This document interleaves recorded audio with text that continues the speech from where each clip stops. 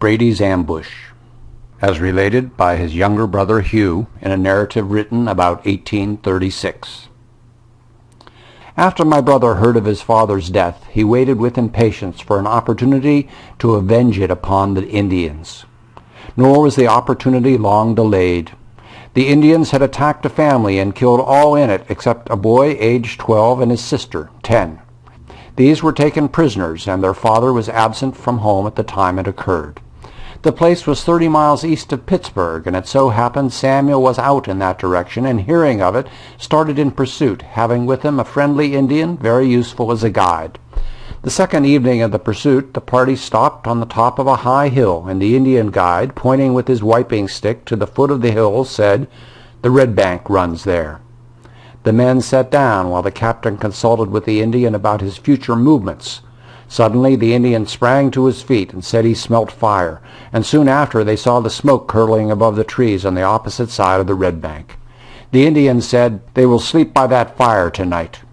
"And I will awake them with the voice of thunder in the morning," replied the captain. The Indian also said, "After they smoke and eat, and the sun has gone to sleep, they will give the scalp hello."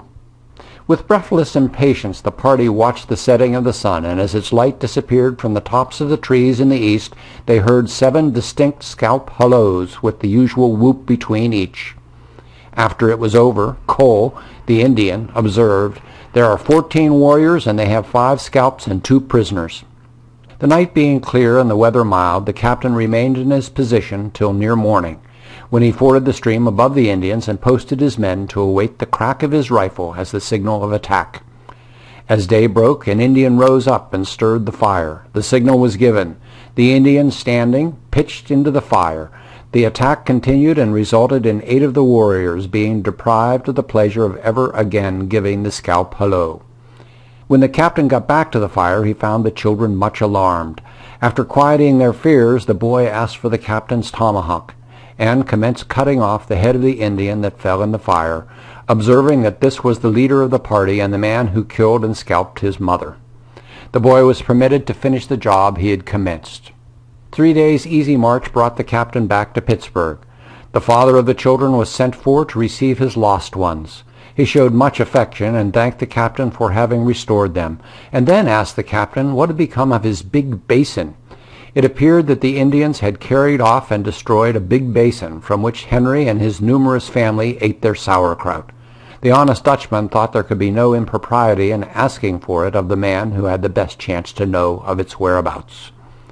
In 1804 the writer met Henry, the boy, at a friend's house in Greensburg, Pennsylvania. Henry had stopped with a wagon before the door and had a barrel of cider for my friend, who, pointing to me, said, "This gentleman is a brother of Captain Brady, who took you from the Indians." Henry was assisting to remove the cider, and he gave me a side look for a moment, and then continued his work. I felt hurt at the coldness he showed towards the brother of the man who had risked his life to rescue him from death or bondage, and to avenge the murder of his family.